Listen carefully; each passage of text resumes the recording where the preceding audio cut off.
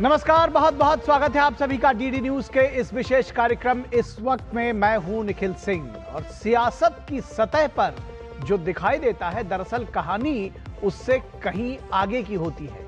कहीं सत्ता के गलियारों में रणनीति की शतरंज बिछी है तो कहीं बयान, फैसले और घटनाएं आने वाले राजनीतिक समीकरणों की एक अलग ही पटकथा लिखते हैं। इस वक्त में हम सिर्फ आपको खबरें नहीं दिखाते बल्कि खबरों के पीछे छिपी उस राजनीति को, उसके संकेत, उसका संदेश और उसका समझने की और आपको बताने समझाने की भी कोशिश करते हैं। यहाँ बहस होगी, सवाल भी होंगे और उन सवालों के जवाब तलाशने की कोशिश भी होगी। हमारे साथ होंगे खास राजनीतिक मेहमान और हमारे संवाददाता। आज के इस वक्त में बात होगी कर्नाटक में सत्ता परिवर्तन की सुगबुगाहट के बीच क्या थमेगा म्यूजिकल चेयर गेम और क्या जाति गणना रिपोर्ट के सहारे सिद्धारमैया ने आगे की राजनीति का एक नया संकेत दे दिया है। इस पर बहस भी करेंगे और दिखाएंगे क्या कुछ चल रहा है कर्नाटक की राजनीति में। बंगाल में बदले राजनीतिक और सामाजिक माहौल की बात करेंगे, जहां सड़क पर नमाज और खुले में पशु कटान पर रोके जाने के बीच टीएमसी में बढ़ती अंदरूनी कलह नए सवाल खड़ी कर रही है। इस पर विस्तार से अपने राजनीतिक मेहमानों के साथ बहस भी करेंगे और तमाम सवालों के जवाब तलाशेंगे। और बात उत्तर प्रदेश की होगी, जहां रिकॉर्ड बिजली खपत और पावर कट की सियासत तेज है। जहां योगी सरकार विकास का दावा कर रही है तो विपक्ष बिजली संकट को बड़ा मुद्दा बनाने में जुटा हुआ है। होंगे कई अहम सवाल और जवाब, लेकिन सबसे पहले इस वक्त की हेडलाइंस। कर्नाटक में नेतृत्व परिवर्तन की अटकलों के बीच डीके शिवकुमार का नाम लगभग तय। दोपहर राज्यपाल से मिलेंगे सीएम सिद्धारमैया। कार्यकाल के आखिरी दिन जाति गणना रिपोर्ट को मंजूरी देकर सिद्धारमैया ने कर्नाटक की राजनीति में सक्रिय मौजूदगी का दिया संदेश।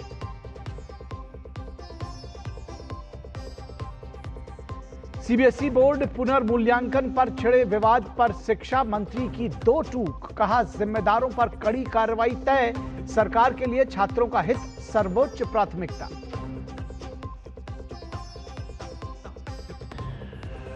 ट्विशा शर्मा मामले में एक्शन में सीबीआई। गिरिबाला सिंह के घर पहुंची सीबीआई की टीम। मध्य प्रदेश हाईकोर्ट पहले ही रद्द कर चुका है अग्रिम जमानत, हो सकती है गिरफ्तारी।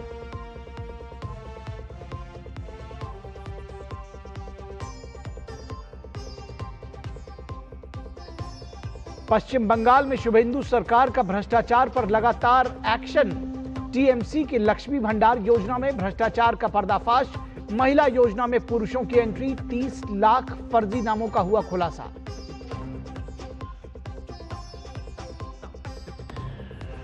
और ईद उल अजहा पर देश भर की मस्जिदों और ईदगाहों में उमड़े नमाजी। प्रधानमंत्री नरेंद्र मोदी ने दी शुभकामनाएं। दिल्ली से पश्चिम बंगाल तक बदली नमाज की व्यवस्था को लोगों ने खुले दिलों से सराहा।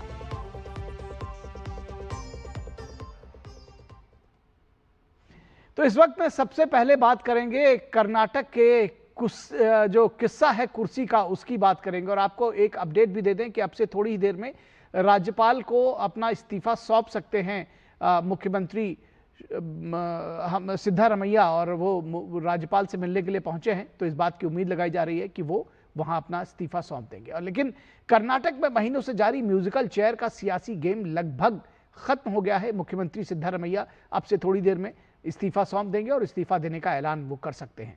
आज चाय पर चर्चा में डीके शिवकुमार समेत तमाम मंत्री शामिल हुए थे। उसके बाद सिद्धारमैया ने कर्नाटक के सीएम पद से इस्तीफे का ऐलान कर दिया। मीडिया की खबरों की माने तो इस्तीफे के लिए सिद्धारमैया ने कुछ शर्तें आला कमान के सामने रखी हैं। इसमें उनके बेटे को कैबिनेट मंत्री बनाया जाना शामिल है। हालांकि खबर यह भी है कि मल्लिकार्जुन खड़गे के पुत्र प्रियांक खड़गे को उप मुख्यमंत्री बनाने के लिए भी समर्थक प्रदर्शन कर रहे हैं। उप मुख्यमंत्री डीके शिवकुमार के समर्थकों में जबरदस्त उत्साह है, लेकिन सिद्धारमैया के समर्थक अपनी नाराजगी भी खुलकर जाहिर कर रहे हैं। खबर यह भी है कि सिद्धारमैया आज दिल्ली भी आने वाले हैं।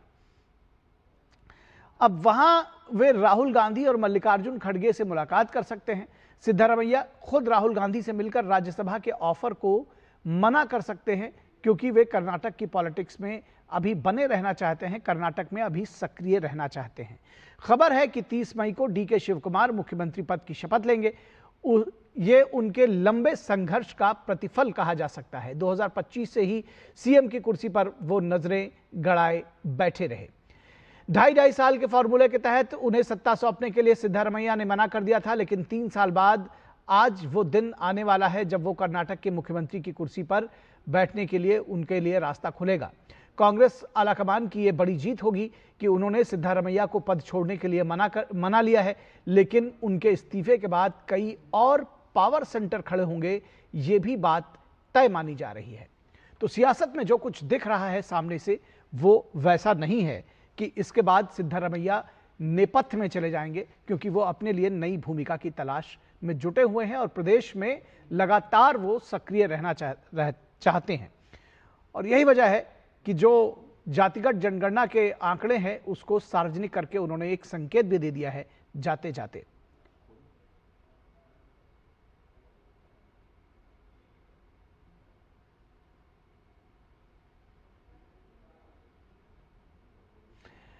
और बसवराज बोम्मई जो कि बीजेपी के नेता हैं, क्या कुछ कह रहे हैं इस पूरे प्रकरण पर, ये भी आपको दिखाएंगे। लेकिन आपको हम ये भी बता दें कि जिस तरह से तस्वीरें अभी आपने डीके शिवकुमार और सिद्धारमैया के बीच में देखी कि वो गले लग रहे हैं, हाथ मिला रहे हैं, लेकिन ये शायद सियासत का अपनी एक मजबूरी है, फोटो पॉलिटिक्स की मजबूरी है कि ये दिखाना है।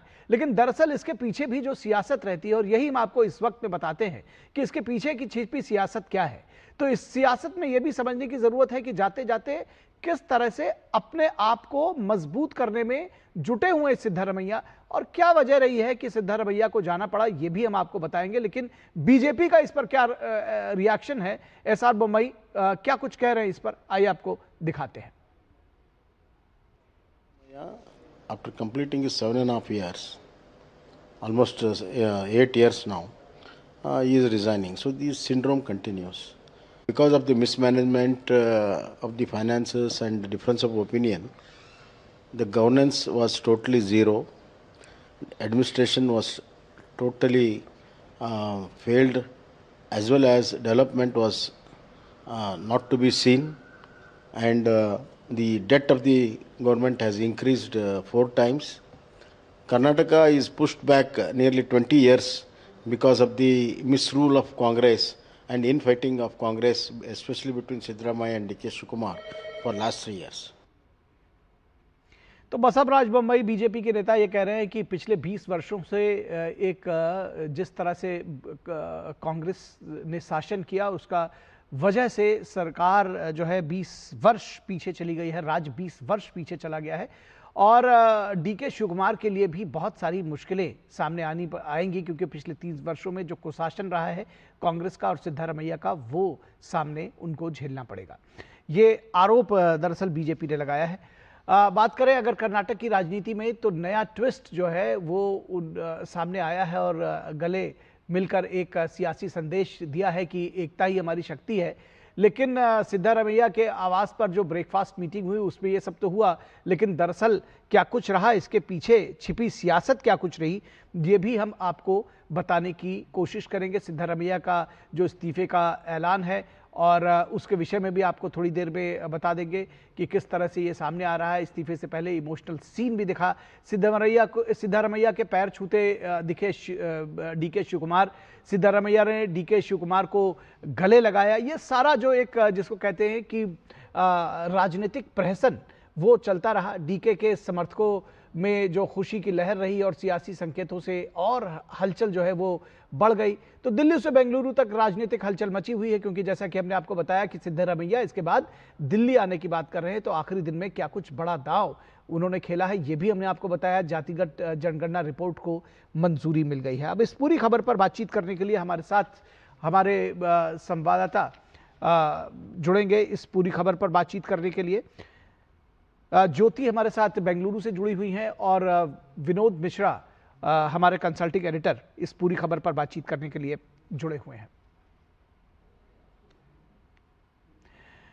तो ज्योति हमारे साथ जुड़ी हुई हैं। ज्योति, ताजा समाचार, लाइव अपडेट्स जिसको कहना चाहिए, आप क्या देंगी? कितनी देर में सिद्धारमैया का इस्तीफा मंजूर होगा और कितना समय और लगेगा नए मुख्यमंत्री के नाम का ऐलान करने में?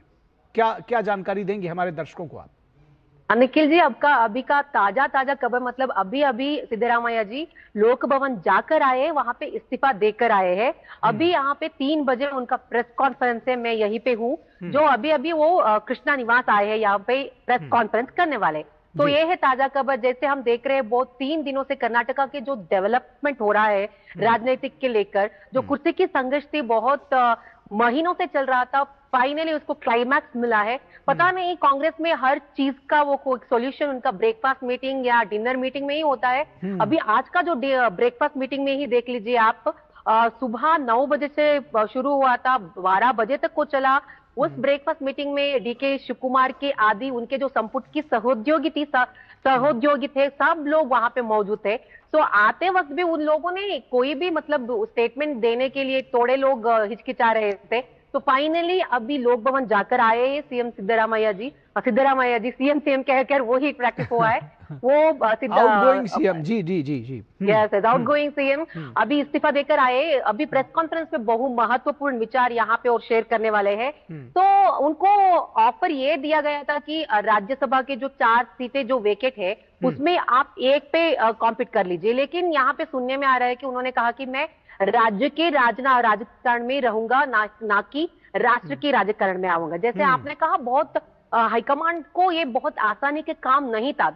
मे भी वो सोच रहे थे कि जब वो सत्ता की जो पावर शेयरिंग की एग्रीमेंट हुआ था, उस वक्त उन्हें लगा था शायद ये बहुत जल्दी हो पाएगी। लेकिन जो दिल्ली की दौरा लगा रहे थे ये लोग, back to back marathon meeting, कुछ भी नहीं हुआ था उस वक्त, क्योंकि सिद्धरामैया जी जो हुए अटके हुए थे। मैं नहीं छोड़ूंगा, यहाँ पे मैं नहीं छोड़ूंगा, दोनों के बीच बहुत ऐसी कुर्सी की संघर्ष चल रही थी। लेकिन आज जो 2 दिन पहले दिल्ली में मीटिंग हुआ, उसके तुरंत बाद रणदीप सिंह सुरजेवाला बेंगलुरु आए, यहाँ पे चर्चा हुई, और उसके तुरंत बाद आज सिद्धरामैया जी आउटगोइंग सिंह उन्होंने इस्तीफा दे चुके हैं। अभी प्रेस मीट भी स्टार्ट हुआ है। तो बहुत ऐसे विचारों को वो शेयर करेंगे, कैसा मतलब क्या होगा, वो फ्यूचर में क्या करेंगे। हालांकि डीके शिव कुमार के आगे भी बहुत चुनौतियां है। यहाँ पे जो सिद्धरामैया जी की जो कैंप की जो सपोर्टर्स है, अभी उनको सपोर्ट देंगे, क्योंकि वो सब आला कमान की जो बातों में, इशारों में, उसी गाइडेंस में चलेंगे। तो कोई टसल ऐसा कुछ नजर नहीं आ रहा है। क्योंकि जब भी हमने देखा है डीके शिव कुमार को दिल्ली आते वक्त या जाते वक्त, उन्होंने कभी भी गुस्सा या उनका असंतुष्ट कहीं पे नजर नहीं आया। वो कह रहे थे कि आला कमान कैसे कहेगा, मैं उसी रास्ते पे जाऊंगा, क्योंकि मैं एक पार्टी लॉयलिस्ट हूँ, उसी तरीके से जाऊंगा।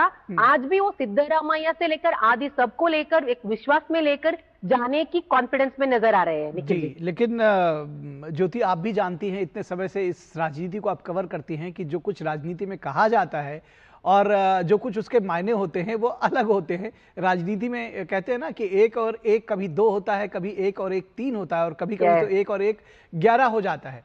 तो ये इसको बेहतर तरीके से विनोद मिश्रा जी समझाएंगे कि एक तो दिमाग में बात आ रही थी कि भाई 2.5 साल की बात हुई थी विनोद मिश्रा जी, लेकिन बड़ी देर कर दी हुजूर आते आते। अब तो एक कांटों भरा ताज, जिसको कहना चाहिए, सिद्धरामैया के लिए है ही। साथ ही साथ एक और कांटा ये भी लगा दिया सिद्धरामैया ने डीके शिव कुमार के लिए कि भाई मैं राज्य की राजनीति नहीं छोड़ूंगा।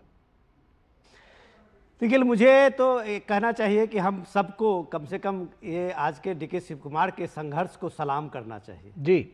इतना लंबा इंतजार और इसके बाद इतना लंबा संघर्ष और इनका धैर्य का आप ये देखिए कि कम से कम आपने भी दर्जनों स्टोरी की होगी कि दिल्ली आए, दिल्ली से बेंगलुरु और कभी अपना धैर्य नहीं छोड़ा उन्होंने, और कभी भी डीके शिव कुमार ने अपना धैर्य नहीं छोड़ा। डीके शिव कुमार इस बीच में कई राज्य के प्रभारी भी रहे, इलेक्शन में भी काफी अच्छी भूमिका उन्होंने निभाई अलग अलग स्टेट में।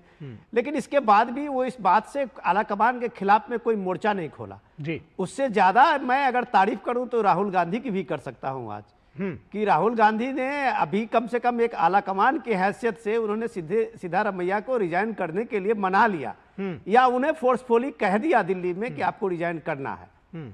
तो ये आप इसलिए कह सकते हैं। मैं बल्कि इसमें एक थोड़ा सा छोटी सी बात ये भी जोड़ दूं, चाहे वो पंजाब की बात करें, चाहे छत्तीसगढ़ की बात करें, ये जो उप मुख्यमंत्री और 2.5 साल का फिर बाद में बना देंगे, वो 2 जगहों पर तो कम से कम या और जगहों पर कांग्रेस के लिहाज से फेलियर सामने आया था। ये चुनौती थी राहुल गांधी के सामने कि अगर ये भी फेल हो गया तो आगे कोई उनकी बात नहीं सुनेगा। लेकिन इससे बड़ी चुनौती थी, इससे बड़ी चुनौती थी कि राहुल गांधी जिस जाति गणना और जाति को लेके एजेंडा चला रहे थे पूरे देश में, उसके आप सबसे मानक के रूप में आप सिद्धारमैया को देख सकते हैं जी। कांग्रेस के अभी 4 मुख्यमंत्री हैं, 4 मुख्यमंत्री हैं आपको, केरल से लेके, हिमाचल से लेके, कर्नाटक का, आप जहां अभी जो डीके शिव कुमार बन रहे हैं, तो इन चारों मुख्यमंत्री में आप देखिए कि सारे जो है अपर कास्ट से आते हैं जी। एक सिद्धारमैया ही थे जो एक ओबीसी से समाज से आते हैं, जिनका एक बड़ा वहां पे एक सपोर्ट बेस भी है। तो अब सवाल है क्या राहुल गांधी सेक्रेटरी की ही जाति गिनते हैं या अपने पॉलिटिकल लीडर और अपने चीफ मिनिस्टर को भी देंगे? ये मौका तो उन्होंने केरल में नहीं दिया, वहां तो अपर कास्ट के ही नायर समाज से उन्होंने अभी सतीशन को दिया है। ये मौका तो हिमाचल में नहीं दिया, ये मौका तो तेलंगाना में नहीं दिया। तो जब आप बात करते हैं और आप जब आप सामने में जब इस बात को धरातल पे रखते हैं तो दोनों में अंतर पड़ता है। आपकी सियासत कर्नाटक में एक्सपोज हो गई है और ये बात सिद्धारमैया आपको एक्सपोज करने के लिए ही आज जाति गणना की जो उसकी रिपोर्ट थी, जो धूल पड़ी हुई थी, उसको भी फाइनली उस चीज को ये दे दिया है, मंजूरी दे दी है। तो आप ये समझिए कि वो कांग्रेस पार्टी में आज की तारीख में डीके शिव कुमार के सामने में कई पावर सेंटर बन गए। अभी आपने अपनी रिपोर्ट में बताया कि प्रियंका खड़गे के लिए भी वहां कई लॉबी सक्रिय हुए हैं कि उनको डिप्टी चीफ मिनिस्टर बनाओ जी। तो खबर तो ये भी है कि डीके शिव कुमार के साथ 3 डिप्टी चीफ मिनिस्टर भी बन रहे हैं। उसमें एक डिप्टी चीफ मिनिस्टर माइनॉरिटी से होंगे, कोई मुस्लिम समाज से आएंगे, एक कोई दलित समाज में जो प्रियंका खड़गे खुद को अपने लिए जुगाड़ कर लिए हैं कि हम एक सबसे आगे हैं, इसी तरह से ओबीसी समाज से भी होंगे। तो आप जिस भाबड़ में पूरे देश को फंसाना चाहते थे देश सियासत में, वो आपके लिए मुश्किल पड़ रही है। आपको क्या लग रहा है ये 3 डिप्टी चीफ मिनिस्टर बना के वो थोड़ा रफू करने की कोशिश तो ऑब्वियसली वो रफू करने की इसलिए कोशिश करेंगे कि डीके शिव का आज की तारीख में 2.5 साल 3 साल के में सिद्धारमैया की जो बड़ी उपलब्धि कुछ ऐसा हम लोग दिख नहीं रहे हैं, लेकिन सबसे बड़ी उपलब्धि तो वो है कि डीके कम से कम आज सिद्धारमैया ने जाति गणना करा के ये बात जो उस समाज में बोकालिगा और लिंगायत समाज का जो अपना एक राजनीतिक प्रभुत्व रहता था उसको उसने तोड़ दिया है। अब उसने उसको तोड़ा है तो उस जाति गणना के आंकड़े के हिसाब से सिद्धारमैया सबसे टॉल लीडर है जी। तो अब सियासत में उनके काम से ज्यादा जब राजनीति में बात करेंगे तो वो अपने उस समाज की बात करेंगे।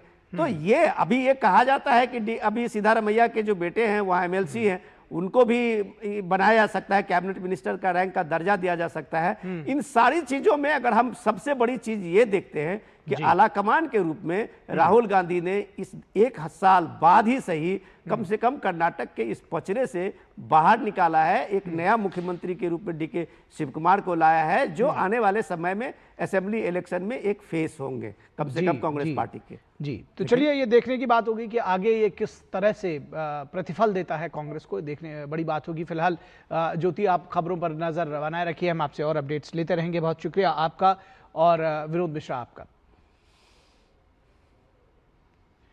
और यहां रुकेंगे एक छोटे से ब्रेक के लिए। ब्रेक के बाद जब वापस लौटेंगे तो बात होगी पश्चिम बंगाल की कि किस तरह से कानून के राज में बंगाल में पूरे हर्षोल्लास के साथ मनी है ईद। ब्रेक के बाद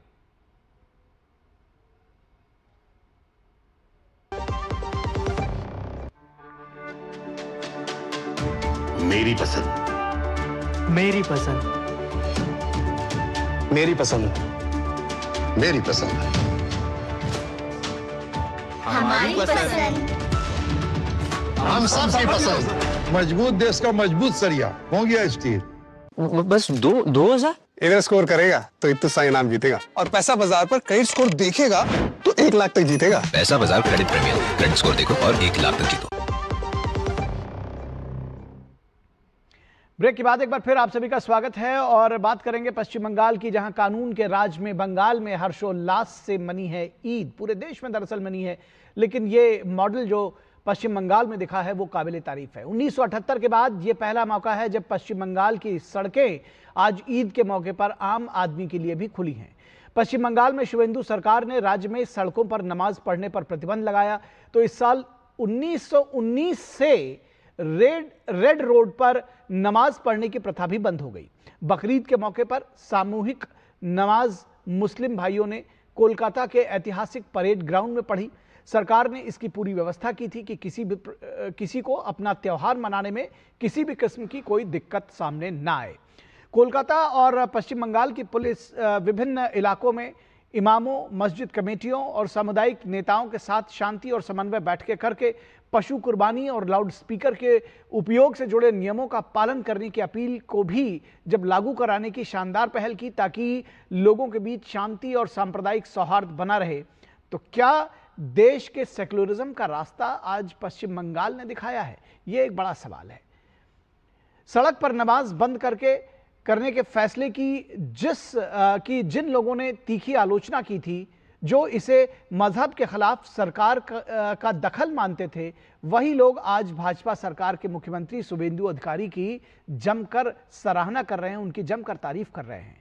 राज्य प्रशासन की तरफ से नमाजियों के लिए पानी और वाहन पार्किंग की व्यवस्था की गई है।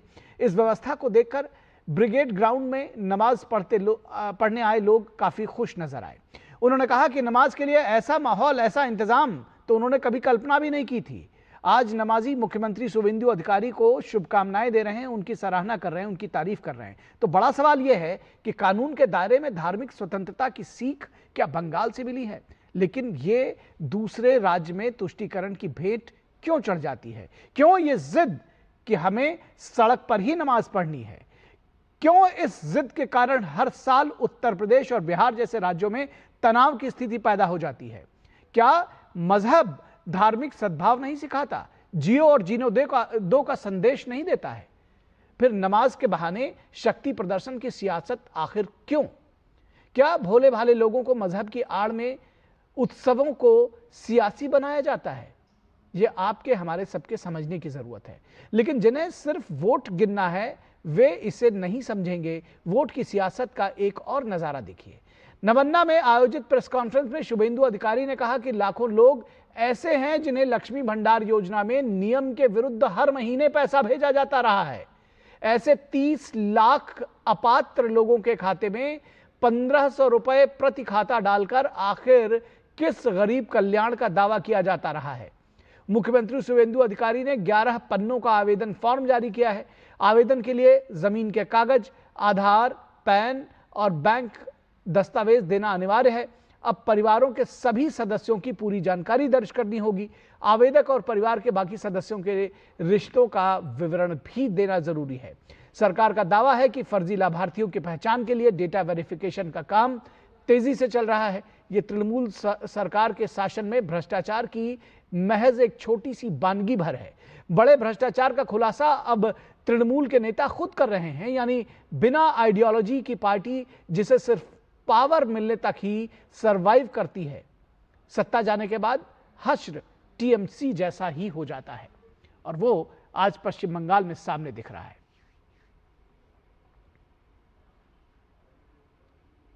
तो ये तस्वीरें कोलकाता के ऐतिहासिक ब्रिगेड परेड ग्राउंड की है, जहां बकरीद के मौके पर शांतिपूर्ण और व्यवस्थित तरीके से नमाज अदा की गई। ये तस्वीरें आप देखिए कि किस तरह से व्यवस्थित और शांतिपूर्ण तरीके से नमाज अदा की गई और सरकार ने इनके लिए पूरी व्यवस्था की थी, जिसमें पार्किंग, वाहन की पार्किंग और साथ ही साथ पीने के पानी जैसे इंतजाम भी किए गए थे।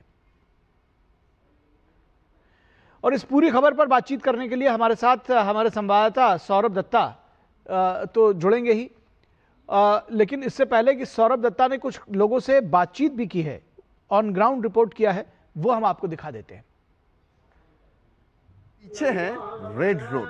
हर साल यहीं पर नमाज पढ़ा जाता था, लेकिन इस साल अलग है।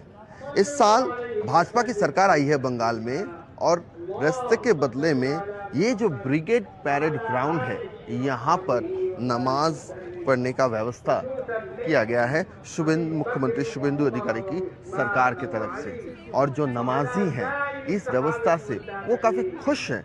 वो कह रहे हैं कि पहले रास्ते पर जब वो नमाज पढ़ते थे तो वहाँ गर्मी लगता था, रास्ते में दिक्कत होता था, लेकिन अभी यहाँ पर मैदान में जो वो नमाज पढ़ रहे हैं इससे उनको काफ़ी अच्छा लग रहा है। और वो चाहते हैं कि हर साल ये ब्रिगेड पैरेड ग्राउंड में मैदान में ही उनको नमाज पढ़ा दिया जाए। वो यही नमाज पढ़ना चाहते हैं। वो कहते हैं ये परिवर्तन भी उनको काफ़ी रास आई, वो इस परिवर्तन से खुश हैं। कैमरा पर्सन सौरभ के साथ सौरभ दत्ता का रिपोर्ट, डीडी न्यूज़, कलकत्ता। तो जैसा कि बताया कि लोग इस परिवर्तन से खुश हैं, क्या कह रहे हैं ये भी आपको सुनाते हैं। पहली बार नमाज पढ़ रहे, अच्छा लग रहा, सेपरेट है, कोई माने परेशानी नहीं हो रहा है, सब अपना सेपरेट पढ़ रहा है, पार्किंग वॉकिंग सब सही है, कोई झमेला नहीं।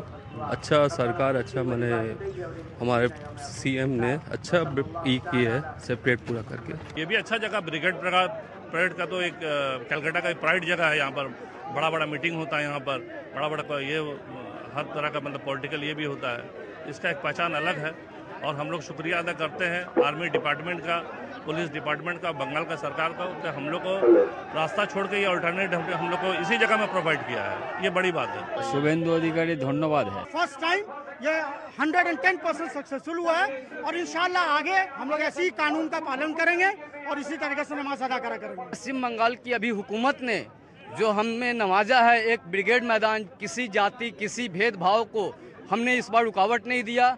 गाड़ी पार्किंग से लेकर जो भी लाखों के तादाद में लोग आए हैं, एक तरफ पार्किंग व्यवस्था, एक तरफ से आने का जगह, दूसरी तरफ से जाने का जगह, माशाल्लाह काफ़ी शुक्रगुजार हैं हम पश्चिम बंगाल के हुकूमत, जो बीजेपी हुकूमत आए हैं। खाली मैदान में नमाज पढ़ना अच्छा लगा, रोड पे बहुत गर्म लगता था, इसमें अच्छा लगा खूब बार। हाँ, बहुत अच्छा लगा हम लोग को यहाँ पे पढ़ कर, बहुत सुकून, बहुत इत्मीनान मिला, किसी को कोई तकलीफ नहीं हुआ। सरकार ने भी जैसे चाहा कि मैदान में आ जाए, हम लोग ने भी चाहा, ठीक है, बहुत अच्छी बात है कि मैदान में आ जाए हम लोग। पश्चिम बंगाल में हमारा जो नया सरकार बना है और हमारे मुख्यमंत्री जो शुभेंदु अधिकारी है, मैं उनका शुक्रिया अदा करना चाहता हूँ कि हम लोगों को रोड में जो नमाज होती थी, उस रोड को नमाज को ला करके मैदान में किया गया है। और सबसे अच्छी बात मैं यहाँ के पुलिस और यहाँ के मिलिट्री है, उनका शुक्रिया अदा करना चाहता हूँ। तो आपने देखा कि एक स्वर से, एक सुर में सभी नमाजियों ने जमकर सराहना की इस नई व्यवस्था की और शुभेंदु सरकार की। उनमें से एक ने तो ये भी कहा कि रोड पर, सड़क पर नमाज पढ़ने में बहुत गर्मी लगती थी, बहुत दिक्कत होती थी और ये एक अच्छी व्यवस्था है कि मैदान में घास पर हम नमाज पढ़ रहे हैं। तो बहरहाल सियासत इसके पीछे समझेंगे। हमारे साथ खास मेहमान हैं, उनसे आपका परिचय करा दें, इस पर बहस करेंगे। हमारे साथ माधवी अग्रवाल जो कि बीजेपी की प्रवक्ता है, हमारे साथ जुड़ेंगी थोड़ी देर में। हमारे साथ एहसामुल हक जो कि टीएमसी के समर्थक हैं, वो भी जुड़ेंगे। विनोद मिश्रा जी हमारे कंसल्टिंग एडिटर, वो हमारे साथ जुड़े हुए हैं। और सौरभ दत्ता हमारे संवाददाता कोलकाता से, वो हमारे साथ जुड़े हुए हैं। सौरभ के पास पहले चलेंगे। सौरभ, ये सीन जो है, जो अभी आपने दृश्य भेजे, दरअसल जो हमने अपने दर्शकों के साथ साझा किया और हम अभी भी दिखा रहे हैं, ये इससे पहले शायद कल्पना करना मुश्किल था, कम से कम पश्चिम बंगाल के लिहाज से। किस तरह से देखते हैं इसका? पॉलिटिकल सर्कल्स में क्या कुछ असर दिख रहा है? टीएमसी का क्या रिएक्शन है? क्या कुछ जानकारी आप देंगे ऑन ग्राउंड? क्या रिपोर्ट है आपकी? निखिल, देखिए, ममता बनर्जी का पार्टी का नाम है तृणमूल, जिसमें तृण है, लेकिन सड़कों से उठाकर, रास्ते से उठाकर उनको घास का चादर दिया भाजपा का सरकार ने नमाज पढ़ने के लिए, हरियाली दिया भाजपा की सरकार ने, और उससे वो को लोग खुश हैं। और पिछले 25 दिनों में, जो 100 सालों से भी ज्यादा समय से नहीं संभव नहीं हुआ बंगाल में, वही 25 दिन की एक सरकार करके दिखा देगी। और क्या, और इस 25 दिन में हुआ क्या? इस 25 दिन में पहला ये इंस्ट्रक्शन जारी हुआ कि रोड पर नमाज नहीं।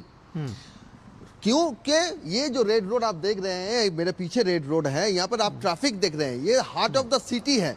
यहाँ से डलहौसी, धर्मतला, एस्प्लैनेड, खिदिरपुर, हावड़ा, सब कनेक्टिविटी रास्ता इधर से जाता है। तो ये रास्ता अगर आप रोड ब्लॉक करके नमाज पढ़ेंगे तो बाकी सबको दिक्कत होता है। और इससे सवाल उठता है कि एक समुदाय को ये विशेष सुविधाएं क्यों?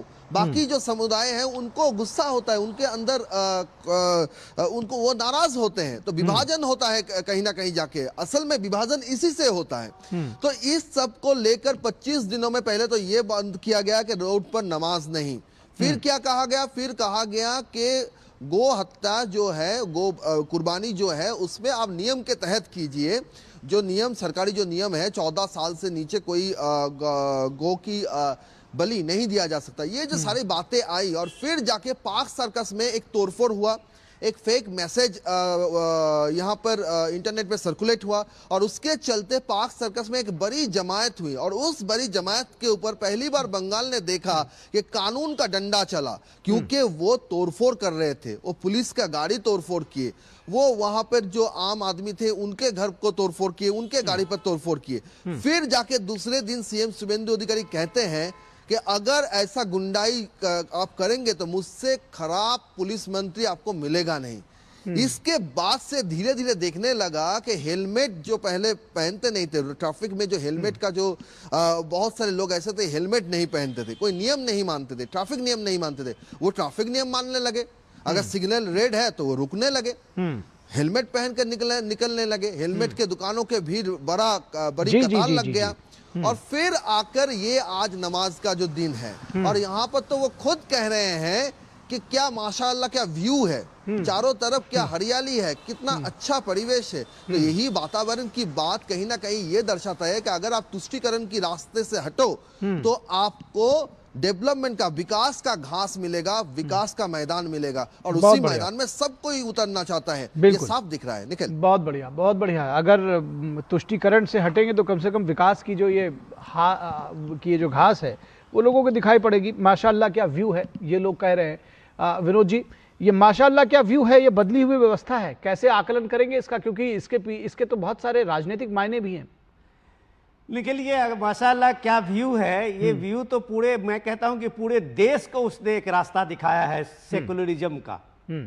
जिस सेकुलरिज्म के नाम पे इस देश में सियासत होती रही है पिछले वर्षों, कई वर्षों से, आप कह सकते हैं कि 70-75 साल में सेकुलरिज्म के नाम पे ये एक प्रिविलेज्ड कास्ट और एक प्रिविलेज्ड का ये आपने बना दिया था अपने वोट बैंक के पॉलिटिक्स में जी। बंगाल ने उसको आज रास्ता दिखाया है। सौरभ, वाकई में जिस बात को दिखा रहा था और जिसका वॉक थ्रू आपको दिया था, आप समझिए कि कोई कल्पना कर सकता है उस रेड रोड पे 100 साल से 1919 से ये नमाजें पढ़ी जाती थी, बकरीद के दिन और ईद के दिन और बड़े जलसों में जब सामूहिक नमाज होती थी। आज वो रोड सन्नाटा है और आम पब्लिक के लिए वो रास्ता खुला हुआ है, कोई ट्रैफिक बंद नहीं है। तो क्या ये बंगाल में रहने वाले लोग, कोलकाता के आसपास के रहने वाले लोग, हिंदू हों या मुसलमान हों या किसी जाति संप्रदाय के लोग हों, वो इस परिवर्तन का एहसास नहीं किए होंगे? ये परिवर्तन है जब कानून के राज में, जब कानून की व्यवस्था में आप अपने धार्मिक स्वतंत्रता को जीने की आदत डालते हैं। ये तब होता है जब आप जियो और जीने दो की बात करके दूसरों के इमोशंस और दूसरे की भावना को भी समझते हैं। तो बंगाल की सड़कें पे आज कहीं भी आपका पशुवध नहीं दिखा गया। इस बकरीद का ये बहुत बड़ा पर्व है एक कम्युनिटी के लिए, लेकिन ये एक, अगर आपने इसमें बताया कि दूसरे की भी भावना को आदर कीजिए, तो एक स्थान पे एक खास जहां जगह है उनका, वहां पे उन लोगों ने अपना ये सारा कुछ किया था। फेस्टिवल है, सबका फेस्टिवल है, लेकिन सबका इमोशन भी है, सबका जुड़ाव भी है। तो पश्चिम बंगाल सरकार, शुभेंदु सरकार ने कहा कि सबका साथ, सबका विकास और सबका विश्वास। तो ये मुझे लगता है कि पश्चिम बंगाल में आज का जो नज़ारा आपने देखा, आज हमने मुंबई से भी देखा था, कई जगह के रोडें थी जहां जाम पड़ी हुई थी, वहां सड़कें पे नमाज पढ़ी जा रही थी। यूपी में कम से कम ये तो हुआ कि योगी आदित्यनाथ ने, अभी भी लोग दिल से एक्सेप्ट नहीं किए हैं, वो सिर्फ इसलिए कि वो एक तरह से शासन जो है वहां एक तरह से शक्ति दिखाया हुआ है, रोड पे नमाज पढ़ने का उसने एक तरह से बैन किया हुआ है। लेकिन अगर आप सोचिए कि उसमें थोड़ी सी ढिलाई हो तो लोग सड़क पे ही पढ़ेंगे इस जिद पे कि ये हमारा अधिकार है। वो एक सियासी शक्ति परीक्षण का समय हो जाता है। तो ये जो तब्दीली है, ये तब्दीली पूरे देश को, पूरे हिंदुस्तान को एक सेकुलरिज्म का एक नया रास्ता, एक नया संदेश देता है कि कानून के दायरे में सबको इज्जत करना सीखिए और सबके भावना का भी आदर करिए। तो पश्चिम बंगाल ने आज इसकी जो शुरुआत की है, मुझे लगता है कि ये काबिले तारीख है और ये इतिहास बना दिया है। ठीक, एक चीज जरूर, माधवी अग्रवाल हमारे साथ बीजेपी की प्रवक्ता जुड़ चुके हैं। स्वागत है माधवी जी आपका। दरअसल ये सवाल आपसे ही माधवी जी कि क्या ये जो नई व्यवस्था, नए भारत की नई तस्वीर हम देख रहे हैं, सब लोग इसकी सराहना कर रहे हैं, लेकिन क्या ये जो सड़कों पर नमाज पढ़ाई जाती थी, ये जो लोग कह रहे हैं कि भाई बहुत मन से शायद वो लोग पढ़ने के लिए ना आए हों, लेकिन दरअसल वो मन से ही पढ़ने के लिए आए हैं। पहले भी सड़कों पर उनको लाया जाता था, वो खुद नहीं आते थे, क्योंकि उसके पीछे शक्ति प्रदर्शन और राजनीति भी जुड़ी हुई थी, जो कम से कम पश्चिम बंगाल के लिहाज से चाहे पहले वाम दल और बाद में तृणमूल किया करती थी। तो आपने ये व्यवस्था बदली है, क्या इसके पीछे राजनीति थी? बिल्कुल निखिल जी, आज बहुत ही सकारात्मक चर्चा हो रही है और ये केवल मैं बता रही हूँ रेड रोड की स्थिति नहीं थी। पश्चिम बंगाल के अंदर में, कोलकाता शहर के अंदर में, पॉश एरिया के अंदर में, हर जगह जहाँ पे भी मस्जिद होती थी वहां मस्जिदों में नहीं बैठकर ये लोग सारे लोगों को जो है रोड पर लाया जाता था और वहां पर इनसे नमाज पढ़ाई जाती थी। पूरा रोड जो है वो ब्लॉक हो जाता था, लोग जो है वो निकलते ही नहीं थे। उनको पता था कि ईद है, इसका मतलब वो रास्ते में जा नहीं सकते क्योंकि सारे रास्ते ब्लॉक होंगे। लेकिन आज देखिए कि जितनी भी एक तरीके से कह सकते हैं कि टीएमसी ने किस तरीके से मिसलीड किया है पूरी कम्युनिटी को, किस तरीके से पश्चिम बंगाल को मिसलीड किया है। हम बार बार ये बोलते रहे कि तुष्टीकरण की राजनीति जो ये दिखा रही है, आज ये लोग जो अपने मुस्लिम भाई हैं ये भी संतुष्ट है, क्योंकि अगर इनको उकसाकर केवल वोट बैंक की राजनीति करने के लिए ममता बनर्जी ने इनको मिसलीड किया है, सेकुलरिज्म के नाम से जो दूसरे समुदाय के लोगों का जो अपमान किया है वो आज बंगाल देख रहा है। क्योंकि अप्रिसिएशन जब उन्हीं से मिल रहा है जिनको लेकर इन्होंने मिसलीड किया, तो ये बंगाल की जनता देख रही है कि बंगाल की स्थिति को ध्वस्त करने का काम कैसे मुख्यमंत्री ने 15 सालों से किया। सबसे बड़ी बात तो ये देखिए कि खुद महिला जो मुख्यमंत्री हैं वो ये मंच पे कह चुकी हैं कि मेरी वजह से एक कौम को मैंने रोक के रखा है, वरना वो क्या कर सकते हैं। मतलब एक तरीके से इस समुदाय को, एक मुस्लिम समुदाय को जो देश का एक बहुत बड़ा हिस्सा है, उन लोगों को उन्होंने आक्रांता और एक तरीके से हिंसावादी भी करार दिया एक दूसरे लफ्जों में। तो ये बताता है कि पश्चिम बंगाल में ममता बनर्जी ने इतने सालों से जो भारतीय जनता पार्टी जिस विषय को उठाती रही, जिन मुद्दों को उठाकर बार बार हाई कोर्ट का दरवाजा से लेकर बहुत सारी हिंसक राजनीति का सामना करती रही, वो उसका परिदृश्य यही था कि केवल और केवल इनको उकसाकर राजनीति करनी थी। बंगाल में जो एक सौहार्द हो सकता था या किसी भी देश में और राज्य में होना चाहिए वो हो सकता था, उसको नहीं करके केवल तुष्टीकरण और आपको एक प्रिविलेज दे रहे हैं, आपको मनमानी करने का मौका दे रहे हैं। आप कानून तोड़ो, बिना हेलमेट के आप जाओ रास्ते में, अपनी कलाबाजियां दिखाओ बाइक लेकर और लोगों को परेशान करो, जोर से बाइक चलाओ, रास्ते में आप कहीं पे भी उतर जाओ और आकर अपना जो है नमाज पढ़ो। आप उदंड बना रहे थे एक समुदाय को, उदंडता करवा रहे थे एक समुदाय को, केवल इसलिए कि आप अपनी मनमानी करो। ये किसी भी देश के लिए, किसी भी राज्य के लिए कानून का उल्लंघन करना कभी भी उसे आगे उन्नति की ओर लेकर जा ही नहीं सकता। तो यही आज दिखा रहा है कि पश्चिम बंगाल में जब आज ईद मनी है तो लोग इसको भी अप्रिशिएट कर रहे हैं कि चलो हमें एक इज्जत तरीके से जगह दी गई है, हम रास्ते पे लोगों को रोक कर परेशान नहीं कर रहे हैं और हमने अपनी जो पूजा है या जो उनके जो अपने जो भी है वो अपने काम को किया। लेकिन नमाज पढ़ना एक असाधारण बात नहीं थी जिस तरीके से ये ऑर्गेनाइज तरीके से एक बात माधवी जी, जी माधवी जी, एक सवाल दरअसल उठता है जो पहले एक नैरेटिव गढ़ा जाता था या एक एजेंडा था, जो भी आप उसको पॉलिटिकली नाम दें, कि ये बात कही जाती थी कि भाई जो घुसपैठिए हैं उनके खिलाफ कार्रवाई होती है, लेकिन जो मैसेज है वो पूरे समुदाय को जा रहा है। और कहीं ना कहीं चाहे वो टीएमसी रही हो, कांग्रेस रही हो, वाम दल रही हो, वो ये कहते थे कि भाई बीजेपी जो है वो एक समुदाय को प्रताड़ित करने की कोशिश करती है, जब आप घुसपैठियों की बात उठाते थे। आपको लगता है कि आज के ये जो बेहतर प्रबंधन जो ईद का किया गया है नमाज पढ़ने का, ये मैसेज है पूरे समुदाय के लिए कि जब आप कहते थे कि भाई बदला नहीं बदलाव दिखेगा, तो वो मैसेज एक सामने आ रहा है, सबको साथ लेकर चलने का मैसेज है कि जो कार्रवाई दरअसल जो है वो केवल घुसपैठियों के खिलाफ ही होगी, बाकी जो है वो सब अपने हैं।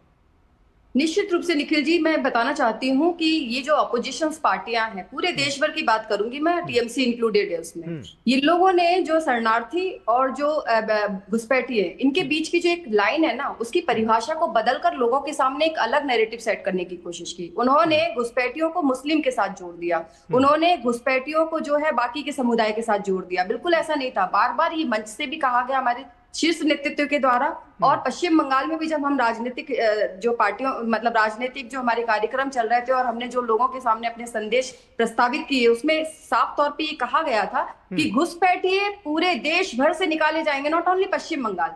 देखिए, घुसपैठिए वो हैं जो कि भारत के जो नागरिक हैं उनके जो अधिकार है, मौलिक अधिकारों का जो है पूरी तरीके से हनन कर रहे हैं। और बंगाल की स्थिति तो बहुत ही ज्यादा दयनीय थी और ये बहुत जरूरी है कि आप देख भी रहे होंगे कि किस तरीके से लोग खुद ही भाग रहे हैं जिनको पनाह दी गई थी पश्चिम बंगाल में। तो ये बहुत जरूरी है देश के लिए भी और पश्चिम बंगाल की उन्नति के लिए। जो बिल्कुल, ये आज जो दृश्य दिखा है दरअसल ये पूरे देश में दिखना चाहिए, जो पश्चिम बंगाल से, जिसको शुरू में हमारे संवाददाता ने कहा कि जो मुस्लिम समुदाय के लोग हैं वो कह रहे हैं माशाल्लाह क्या व्यू है, और जिस तरह से जो शानदार तरीके से नमाज अदा की गई वो सभी उसकी तारीफ कर रहे हैं। हमारे साथ एहतशामुल हक जो कि टीएमसी के समर्थक है वो हमारे साथ जुड़े हुए हैं, टीएमसी का पॉइंट रखेंगे। एहतशामुल हक, ये सवाल क्यों ना पूछा जाए और ये क्यों ना हो कि ये व्यवस्था तो टीएमसी भी पहले कर सकती थी, तो क्यों नहीं अब तक किया था? क्योंकि मुस्लिम तो कहना है कि हम भाई इसमें बहुत खुश हैं। सबसे पहले आपके चैनल के माध्यम से ईद उल अजहा की पूरे देश के लोगों को मैं अपनी ओर से बधाई देता हूं, जितने पैनलिस्ट हमारे बीच में बैठे हुए। जी, आपको भी बधाई, आपको भी बधाई। और हमारे बहन माधवी जी बैठे हुए हैं, और मैं उनको नई सरकार बनने की मैं बधाई देता हूं, मुबारकबाद देता हूं। इसलिए जनता ने आपको जनादेश दिया है धन्यवाद, और हमें विपक्ष में रखा है उसके लिए। और तमाम लोगों, देखिए एक्चुअली रेड रोड में नमाज जो होती थी उसकी वजह यह है कि 1970 के बाद ये नमाज जो ईद की या बकरीद की जो होती थी वो समझिए कि दूसरी जगह में होती थी। तो बारिश का समय होता था, कीचड़ होने के कारण में ये रेड रोड में गवर्नमेंट जिस टाइम में जो थे वासु की सरकार थी उन्होंने इसको शिफ्ट कर दिया। और कोई बात नहीं, देखिए नमाज कहीं भी अदा की जा सकती है। और इसमें आज की जो हमें यहाँ ब्रिगेड परेड ग्राउंड में जो हम लोगों को यहाँ शिफ्ट किया गया है, तो ये बहुत अच्छा कदम है। इसमें मैं अपनी सरकार को, नई सरकार शुभेंदु अधिकारी जी को मैं बधाई देता हूँ। लेकिन क्या है कि बारिश के समय में कीचड़ होने के वजह कर सर सिर्फ एक रोड की बात है नहीं शामुल जी, सिर्फ एक सड़क की बात नहीं है, ये व्यवस्था तो पूरे राज्य में रहती थी। और दरअसल सिर्फ सड़क ही क्यों भाई, दूसरी जगह जाया जा सकता है जहां बारिश उसका इंतजाम किया जा सकता है। अगर आपको पहले से भी पता होगा तो ये मामला तो बार बार वही आ रहा है कि ये दरअसल नमाज पढ़ने पढ़ाने की बात नहीं थी, ये तो शक्ति प्रदर्शन करना था और एक वर्ग को। इस तरह की नहीं, शक्ति प्रदर्शन वाली बात नहीं है। 1969 से ये सिलसिला लगाते हैं, 77 के तो आपको लगता है कि कम से कम नई व्यवस्था जो बनी है वो बेहतर है और आपकी सरकार ये सोच नहीं पाई, कम से कम उस मामले में तो फेल ही रही? नई सरकार को तो मैं कंग्रेचुलेशन दिया हूं, बधाई दिया हूं। जो आज जो हम लोगों ने, हमारे तमाम मुस्लिम समुदाय के लोगों ने बहुत ही इत्मीनान से नमाज पढ़ी है, इसलिए किसी तरह का कोई भी बात नहीं हुई। और गवर्नमेंट ने बहुत सारे इंतजाम किए अपनी ओर से। वहां समझिए तमाम लोगों की समझिए कि वो मौजूद थे, खासकर प्रोटेक्शन के मामला में हर चीज वहां उपलब्ध थे गवर्नमेंट ऑफ वेस्ट बंगाल की तरफ से। और ये एक समझिए इसमें 5 लाख से भी ऊपर लोग नमाज पढ़ सकते हैं बैक वक्त, तो ये तो और बड़ा कदम है। चलिए, आपने नई व्यवस्था की तारीफ की। अब मैं समझता हूं कि आप टीएमसी के समर्थक हैं, आपकी अपनी राजनीतिक मजबूरी है, आप पिछली सरकार की आलोचना नहीं करना चाहते हैं तो कोई बात नहीं है। लेकिन अगर आपने नई सरकार की और इस नई व्यवस्था की मुक्त कंठ से प्रशंसा की है तो मैं समझता हूं कि उसके मायने समझे जा सकते हैं। बहुत शुक्रिया एहतशामुल हक जी, कम से कम बड़ा दिल दिखाने के लिए कि कम से कम जिसको कहते हैं ना कि कई बार आप विपक्षियों के लिए जिद पर उतर आते हैं, आप जिद पर नहीं उतरे और जो व्यवस्था आंखों से देखी जा सकती है कि जो बेहतर हुआ है उसको बेहतर कह रहे हैं। आप सभी लोगों का, माधवी अग्रवाल जी आपका शुक्रिया, एहतशामुल हक जी आपका, विनोद मिश्रा जी और सौरभ दत्ता आपका शुक्रिया हमारे साथ जुड़ने के लिए। और यहां रुकेंगे एक छोटे से ब्रेक के लिए, कहीं मत जाइएगा। ब्रेक के बाद वापस लौटेंगे तो बात करेंगे कि उत्तर प्रदेश के बिजली संकट पर सवाल आखिर कौन उठा रहा है और कौन लोग हैं ये जो इसके पीछे की सियासत ढूंढ रहे हैं। ब्रेक के बाद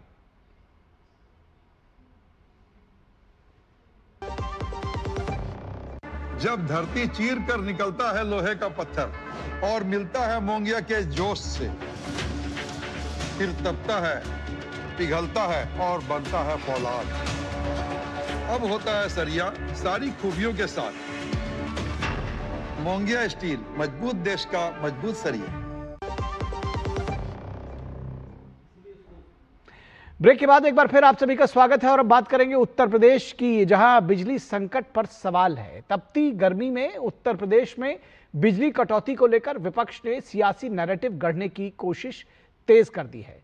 अखिलेश यादव का आरोप है कि भाजपा सरकार महाविद्युत आपदा को संभालने में विफल रही है। वो उसको महाविद्युत आपदा बता रहे हैं और भीषण गर्मी में जनता लगातार बिजली कटौती से परेशान है, यह कहना है अखिलेश यादव का।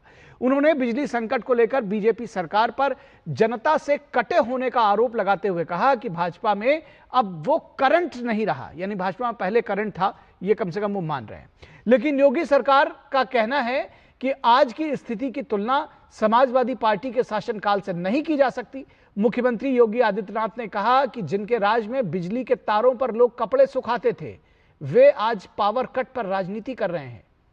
UP state load dispatch centre यानी यूपीएसएलडीसी के अनुसार पिछले 12 वर्षों में उत्तर प्रदेश की बिजली खपत में 113% से अधिक की वृद्धि हुई है। 2012-13 में 76,574 मिलियन यूनिट की खपत थी। 2025-26 में यह खपत बढ़कर 1,62,858 मिलियन यूनिट तक पहुंच गई, यानी कम से कम 2.5 गुना। रिकॉर्ड बिजली मांग के बीच उत्तर प्रदेश ने देश में सबसे ज्यादा बिजली आपूर्ति का नया इतिहास भी बनाया है। 24 मई को रात 10:29 से प्रदेश ने 31,824 मेगावाट की रिकॉर्ड पीक डिमांड पूरी की, जिसे देश में अब तक की सर्वोच्च और सर्वाधिक विद्युत आपूर्ति माना जा रहा है। योगी सरकार इसे न्यू इंडिया के न्यू यूपी की तस्वीर बता रही है। ऊर्जा विभाग के मुताबिक प्रदेश के इतिहास में पहली बार इतनी बड़ी मात्रा में निर्बाध बिजली आपूर्ति संभव हो सकी है। सरकार का दावा है कि बढ़ती बिजली खपत विकास, औद्योगिक विस्तार और गांव-गांव तक बिजली पहुंचने का प्रमाण है। पहले जहां कई जिलों में सीमित बिजली मिलती थी, वहीं अब शहरी क्षेत्रों में 24 घंटे और ग्रामीण इलाकों में 20 से 22 घंटे की लंबी अवधि तक बिजली दी जा रही है। केंद्र सरकार की सौभाग्य योजना और राज्य सरकार की योजनाओं के तहत करीब 1,23,00,000 नए घरों को बिजली कनेक्शन दिए गए हैं। भीषण गर्मी, हीट वेव और एसी कूलर के बढ़ते इस्तेमाल से बिजली की मांग रिकॉर्ड स्तर पर पहुंची है। बीजेपी का खुला आरोप है कि समाजवादी पार्टी के शासनकाल में वीआईपी बिजली मॉडल शासन की नीति थी, जबकि आज सबको बिजली मॉडल लागू है। तो फिर समाजवादी पार्टी किस मुंह से पीक टाइम में बिजली कटौती पर जनता के बीच भ्रम फैलाकर इस सरकार की विफलता को सरकार की विफलता साबित करने की कोशिश कर रही है और ये उसको साबित करने पर तुली हुई है। तो इसको एक सियासी नैरेटिव बताने की कोशिश की जा रही है। तो आइए सुनते हैं योगी आदित्यनाथ ने सपा शासनकाल पर क्या कुछ कहा था। याद करना, ऊर्जा संकट पर उंगली कौन उठा रहे हैं? जिनके समय में बिजली के तार पर लोग कपड़ा सुखाते थे। ये सच्चाई है। समाजवादी पार्टी के समय में बिजली नहीं आती थी। उस समय ये लोग क्या करते थे? किसी भी जिले में बिजली देनी हो तो एक सप्ताह रात्रि के लिए बिजली आती थी, दूसरे सप्ताह दूसरे जिले में आती थी, कभी दिन में कभी रात्रि में। यहां पे तो पूरी बिजली दी जा रही है। और इस पूरी खबर पर बातचीत करने के लिए हमारे साथ हमारे संवाददाता विकास सिंह लखनऊ से जुड़े हुए हैं। इनसे इस पूरी खबर पर बात करेंगे। विकास, सबसे पहले तो बिजली आपूर्ति पर जानकारी दीजिए, क्योंकि खपत निश्चित तौर पर ज़्यादा है, जिसको समाजवादी पार्टी और अखिलेश यादव महाविद्युत का वो बता रहे हैं कि महाविद्युत आपदा है। आपदा कैसी भी हो, मैनेजमेंट कैसा चल रहा है? देखिए, आपदा की जो बात कर रहे हैं वो तुलना नहीं कर सकते हैं कि उत्तर प्रदेश में 2017 के पहले क्या डिमांड थी और अब क्या डिमांड है। लगभग 2 गुना से ज़्यादा डिमांड हो गई है। और हमने देखा, जो अभी आपने अपनी रिपोर्ट में बताया कि 31,000 मेगावाट से ज़्यादा की डिमांड की गई। और सबसे बड़ी बात है कि जितना विद्युत गर्मी है, क्योंकि हमने देखा पिछले दिनों कई जगह प्रदेश में आंधी तूफान आया, जिसकी वजह से गांव क्षेत्रों में बिजली बाधित हुई। लेकिन वहां पर बिजली ठीक करने के लिए तुरंत काम किए गए और लोगों को जितनी जल्दी संभव हो सका विद्युत व्यवस्था बहाल की गई।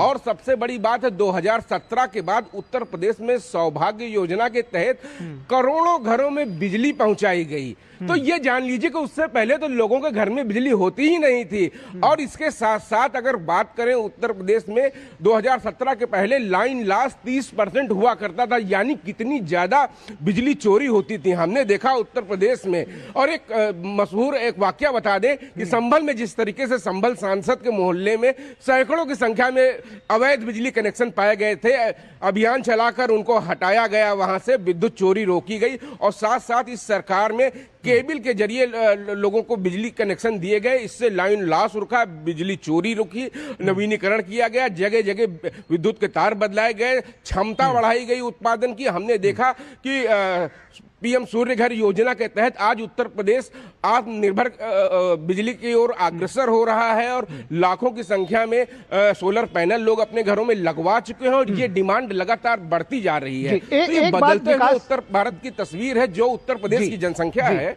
विकास निश्चित तौर पर जनसंख्या बहुत ज़्यादा है और जिस तरह से इंफ्रास्ट्रक्चर, दरअसल मैं समझना चाह रहा हूँ कि पिछले 10-12 वर्षों में या जब से योगी सरकार आई है 2017 के बाद से बिजली के क्षेत्र में इंफ्रास्ट्रक्चर कितना, उसमें अगर हम बिजली के इंफ्रास्ट्रक्चर की बात करें वो कितना बदला है।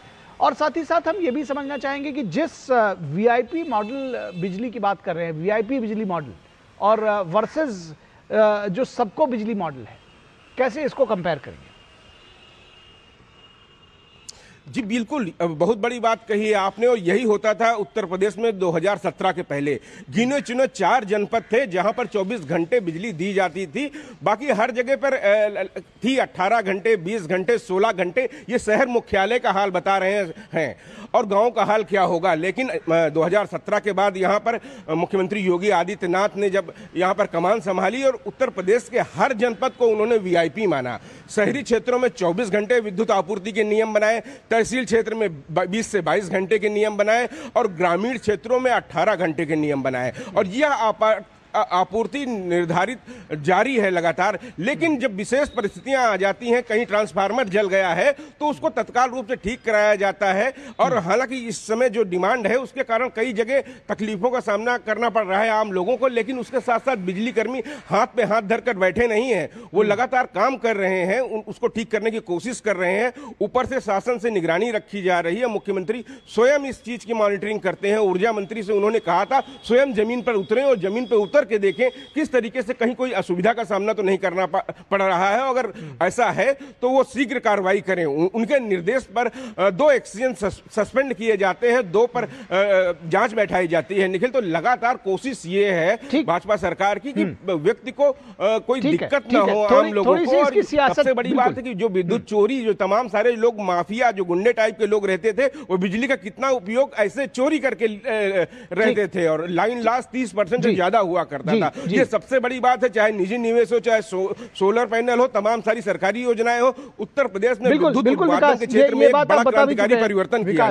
विकास, मैं इसके पीछे की थोड़ी सियासत समझने की कोशिश कर रहा हूं। क्या जो इस पीक टाइम में जबरदस्त जो लोड पड़ा है बिजली के ऊपर, जाहिर तौर पर स्थितियां तो पहले से जिसके ऊपर कहते हैं चैलेंजेस वो आए ही हैं उत्तर प्रदेश के, चाहे वो ग्रामीण इलाके हो, शहरी इलाके हो, जहां पर एसी, कूलर, सारी चीज़ एक साथ उस पर लोड आया है।